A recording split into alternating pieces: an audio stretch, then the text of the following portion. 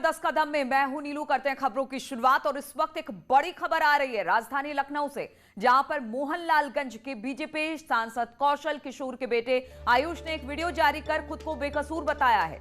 आयुष ने अपनी पत्नी अंकिता सिंह और उसके परिवार वालों पर हनी ट्रैप में फंसाने का आरोप लगाया है। उसका कहना है कि उसने अपने ऊपर गोली नहीं चलवाई थी और 2 मार्च को मेरी हत्या हो सकती थी।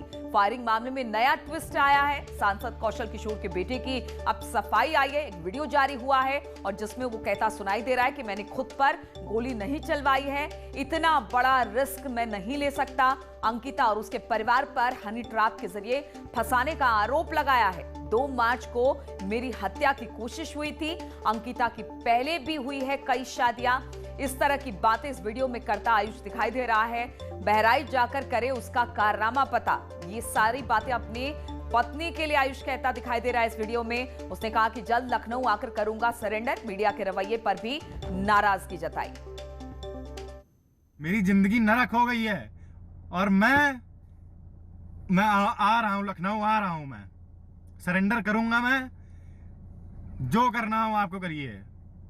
मैंने कोई गलत काम नहीं किया। मैंने खुद को गोली नहीं मरवाई। यदि उस दिन मैं घर के अंदर रहता तो मेरी हत्या हो जाती। बाहर में गया, मुझको खाने में नशा दिया गया था। 3 दिन लगातार मैं नशे में रहा। जब से मैं लखनऊ से बाहर निकला हूं तब से मैं 3 दिन लगातार नशे में रहा। जब तक मेरे पास पैसा रहा 4 महीने मेरी जिंदगी बहुत अच्छी गई, बहुत अच्छी कटी। कभी इसने बीवी होने का कोई फर्ज नहीं निभाया। इसको शर्म आती है मंगलसूत्र पहनने में, इसको शर्म आती है सिंदूर लगाने में। और आज ये प्रेस न्यूज मीडिया पे बोल रही है मुझको बहू का दर्जा चाहिए। अरे तुम्हें क्या बहू का दर्जा चाहिए यार?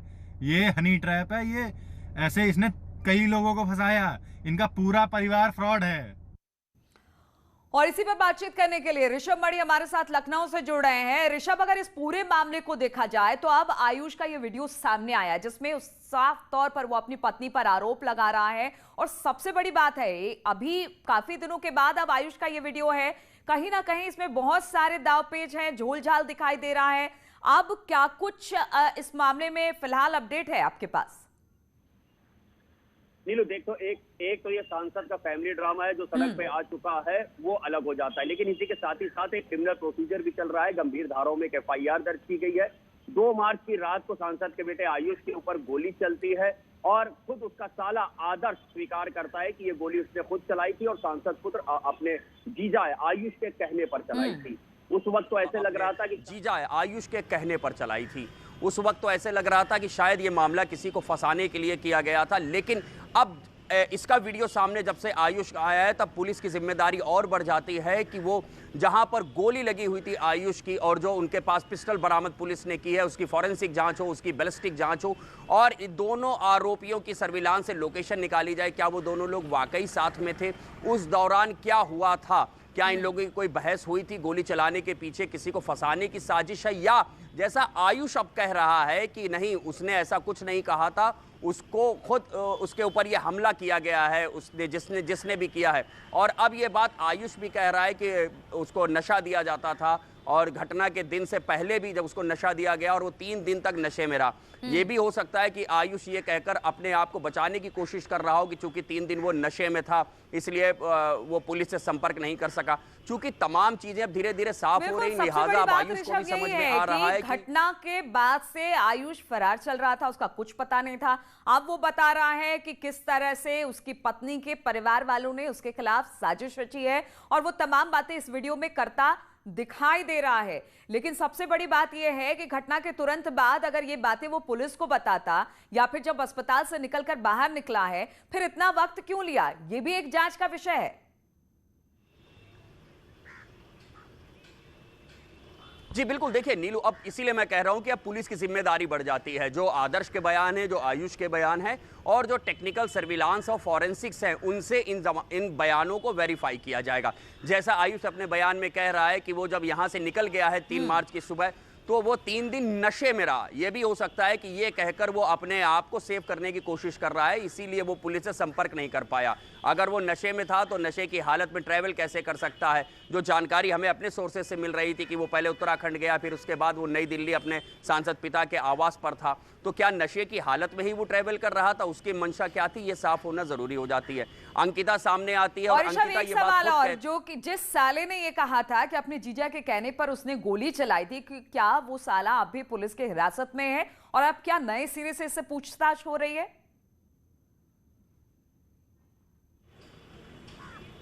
जी देखिए नीलू, वो आदर्श इस वक्त जुडिशियल कस्टडी में है, जेल में है, लेकिन अब जैसे ही ये मामले में नया टर्न आया है तो ये मान के चलिए, पुलिस के हमारे सोर्सेस कह रहे हैं कि हम उसको पुलिस कस्टडी रिमांड पर लेंगे और तब उससे पूछताछ करेंगे।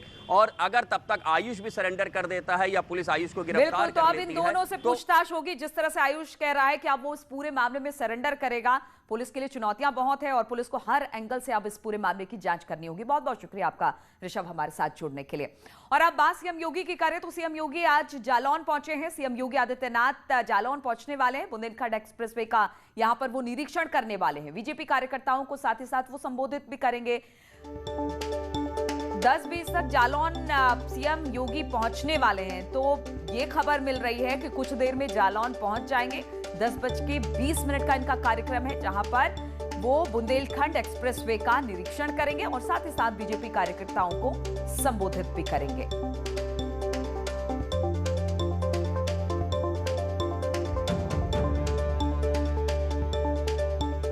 तो सीएम का बुंदेलखंड का दौरा है और जालौन कुछ देर में सीएम योगी पहुंच जाएंगे। बुंदेलखंड एक्सप्रेसवे का वहां पर निरीक्षण करने वाले हैं। इसके अलावा जो बीजेपी कार्यकर्ता हैं उनको संबोधित भी करेंगे। कई कार्यक्रम आज मुख्यमंत्री का, और कुछ देर में जालौन पहुंचने वाले हैं सीएम।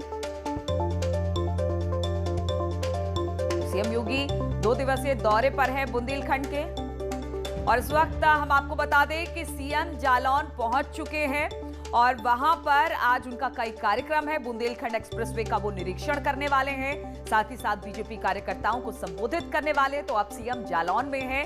हम आपको बता दें कि 2 दिवसीय बुंदेलखंड का दौरा है। प्रदीप इस वक्त जालौन से हमारे साथ जुड़ गए। प्रदीप, मुख्यमंत्री वहां पर पहुंच चुके हैं। आज का कार्यक्रम क्या है, आज पूरे दिन भर का उनका? जी आपको बता दूं कि मुख्यमंत्री योगी आदित्यनाथ और साथ में स्वतंत्र देव जी साथ में पहुंचे हुए हैं वहाँ पर जनपद जालौन में, और यहाँ पर बुंदेलखंड एक्सप्रेसवे का निरीक्षण करेंगे। और निरीक्षण करने के बाद वहाँ पर अपने कार्यकर्ता, विधायकों और भारतीय जनता पार्टी के कार्यकर्ताओं को संबोधन भी करेंगे। और इसके बाद बुंदेलखंड एक्सप्रेसवे के अधिकारियों को आवश्यक दिशा निर्देश देने के बाद फिर यहाँ से ललितपुर के लिए रवाना होंगे। चलिए ठीक है, बहुत बहुत शुक्रिया आपका जानकारी देने के लिए। तो आज कार्यक्रम है उनका मुख्यमंत्री का, मुख्यमंत्री पहुंच चुके हैं जालौन, 2 दिवसीय बुंदेलखंड के दौरे पर है और यहाँ पर बुंदेलखंड एक्सप्रेसवे का निरीक्षण तो करेंगे ही करेंगे, साथ ही बीजेपी कार्यकर्ताओं को सीएम आज संबोधित भी करने वाले हैं।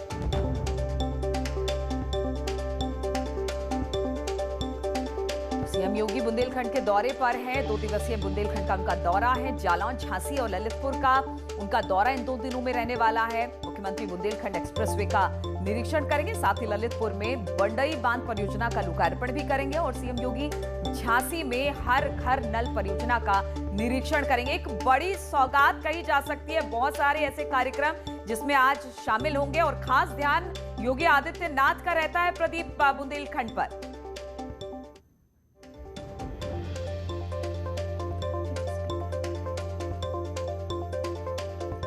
बिल्कुल 2 दिवसीय दौरे पर है बुंदेलखंड के। और प्रदीप, अगर आपको आवाज मिल रही है प्रदीप, तो ये बताइए कि बुंदेलखंड का दौरा है 2 दिवसीय, आज कई जगह पर जाने वाले हैं, जालौन, झांसी और ललितपुर, और बहुत सारी ऐसी बातें हैं जहां पर जो परियोजनाओं की शुरुआत की थी उसका निरीक्षण करेंगे। तो कहा जा सकता है बुंदेलखंड पर खासा ध्यान रहता है मुख्यमंत्री जी का।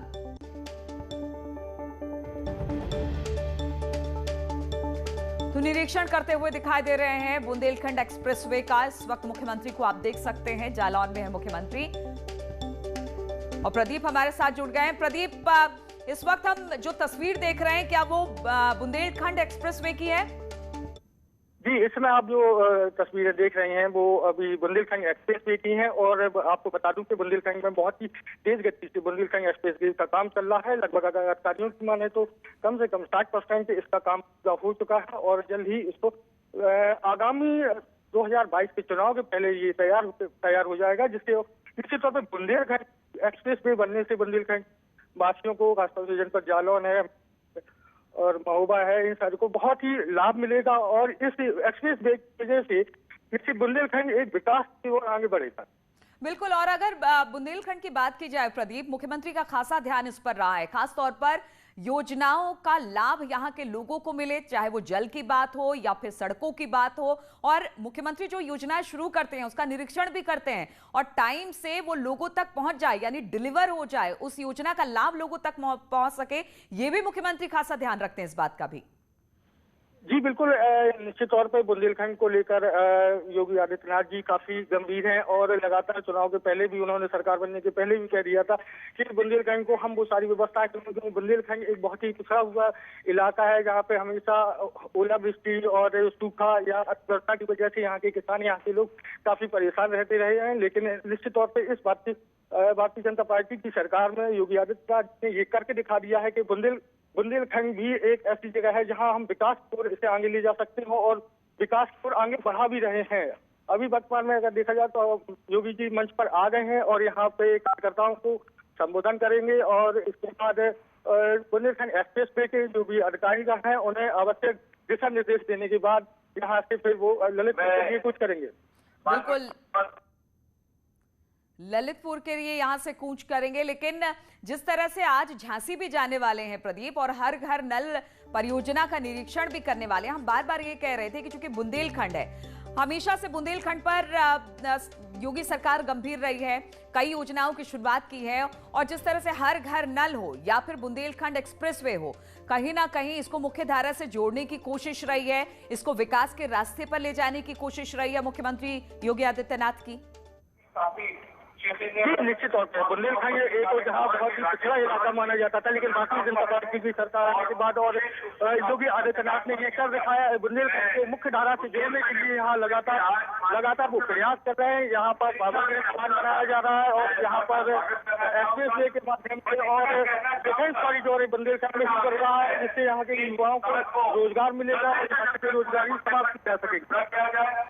बिल्कुल, तो बुंदेलखंड एक्सप्रेसवे का निरीक्षण योगी आदित्यनाथ ने कर लिया है और आप वहां पर कार्यकर्ताओं को संबोधित करेंगे बीजेपी के, साथ ही साथ जो अधिकारी हैं जो एक्सप्रेसवे पर काम कर रहे हैं बुंदेलखंड एक्सप्रेसवे को, उन पर भी कुछ दिशा निर्देश देंगे कि किस तरह से इस काम को आगे बढ़ाना है। और चूंकि 2022 का टारगेट रखा गया है कि ये लोगों को समर्पित कर दिया जाएगा, तो सीएम इस बात का भी निरीक्षण कर रहे हैं कि समय पर ये वक्त पर ये पूरा काम हो सके। और आज हम आपको बता दें कि बुंदेलखंड के 2 दिवसीय दौरे पर है। बुंदेलखंड की बात की जाए तो लगातार ये हाशिए पर रहा है, मौसम का मिजाज हो या फिर इसका पिछड़ापन हो, लगातार अब सीएम योगी यही चाहते हैं कि बुंदेलखंड का भी समग्र विकास हो सके और यहाँ पर चाहे वो सड़क हो, चाहे वो लोगों के घर घर तक पानी पहुंचाने का हो या बाकी सुविधाओं से बुंदेलखंड को लैस करना हो, तो वो सारी चीजों पर मुख्यमंत्री की निगाहें हैं। और प्रदीप, इसके बाद अभी जो वहां पर चल रहा है कार्यक्रम, इसमें बीजेपी कार्यकर्ताओं को संबोधित करने के बाद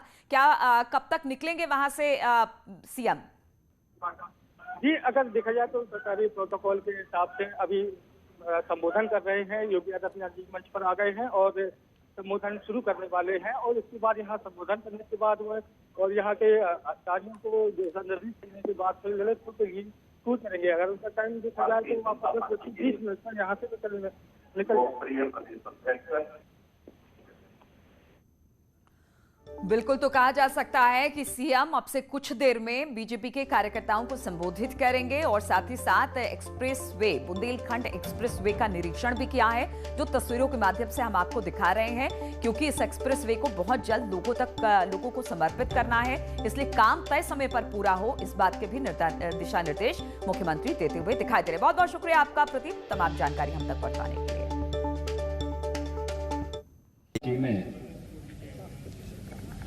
इतना बड़ा ब्रिज बन रहा है और किस तेजी के साथ बन रहा है। इससे पहले इतने बड़े ब्रिज को बनने में 6-6, 7-7 वर्ष लगते थे और आज इतना बड़ा ब्रिज 6 से 8 महीनों के अंदर बनकर के तैयार हो रहा है। तकनीक, बेहतर से बेहतर तकनीक को यहाँ पे लाने का प्रयास, कार्य को क्वालिटी के साथ करने का प्रयास और जनहित में, विकास के हित में जो भी अच्छा होगा उस प्रकार का करने का प्रयास। प्रधानमंत्री जी ने एक ही बात को लेकर के एक ही बात कही थी कि बुंदेलखंड जो उपेक्षित रहा है, इस बुंदेलखंड के विकास के बारे में पिछली सरकारों की सोच नहीं थी। उन्होंने यहां के प्राकृतिक संसाधनों का दोहन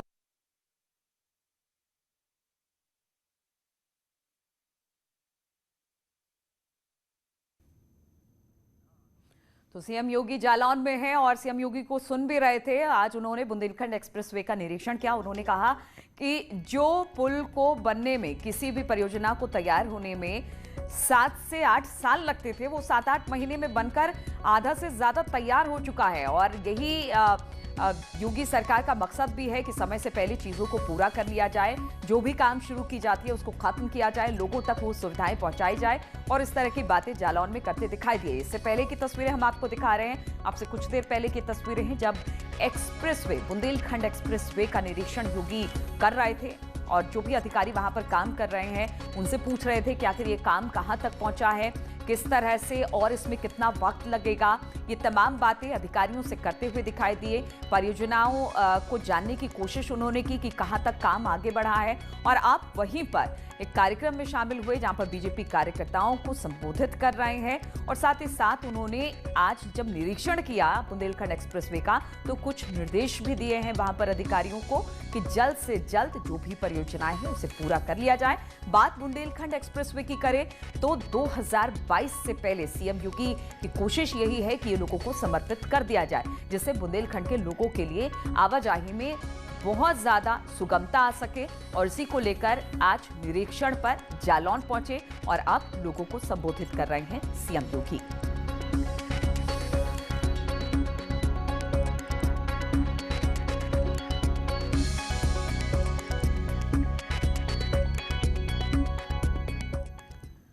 और सीएम योगी के इस दौरे पर लगातार हम अपने दर्शकों को अपडेट देते रहेंगे, लेकिन बढ़ते हैं अगली खबर की ओर। बात करते हैं शाहजहांपुर की।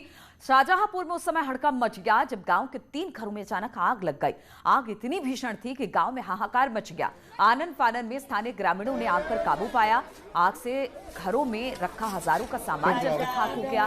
बताया जा रहा है कि घर के लोग बाहर गए हुए थे, तभी अज्ञात कारणों से आग लग गई। आग लगने से कई परिवार सड़क पर आ गए हैं। घटना थाना फुटार के लुकटाह गांव की बताई जा रही है, जहां पर अचानक छप्परदार घरों में आग लगी और देखते ही देखते सब जलकर खाक हो गया।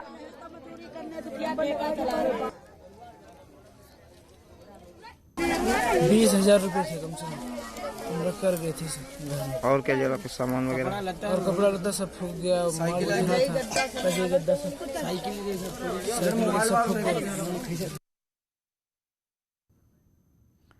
और हाथरस में स्वास्थ्य विभाग की बड़ी लापरवाही सामने आई। यहां पर सरकारी दवाइयां सड़क पर फेंकी हुई मिली हैं। हाथरस स्वास्थ्य विभाग की एक लापरवाही, सड़क पर दवाइयां फेंकी हुई मिली है। सड़क किनारे आधा दर्जन कार्टन मिले हैं। अस्पतालों में मरीजों को ये दवा नहीं मिली है। थाना हसायन क्षेत्र के कलूपुरा की घटना बताई जा रही है, जहां पर कार्टन में दवाइयां फेंकी हुई मिली, जो कि अपने आप में बड़ी बात है। लोगों को दवाइयां नहीं मिल पा रही हैं और ये दवाइयां इस तरह से सड़क पर पड़ी हुई मिली है। तो हाथरस स्वास्थ्य विभाग की एक बड़ी लापरवाही यहां पर देखने को मिली है। कार्टन के कार्टन यहां दवाइयां सड़क के किनारे पड़ी मिली।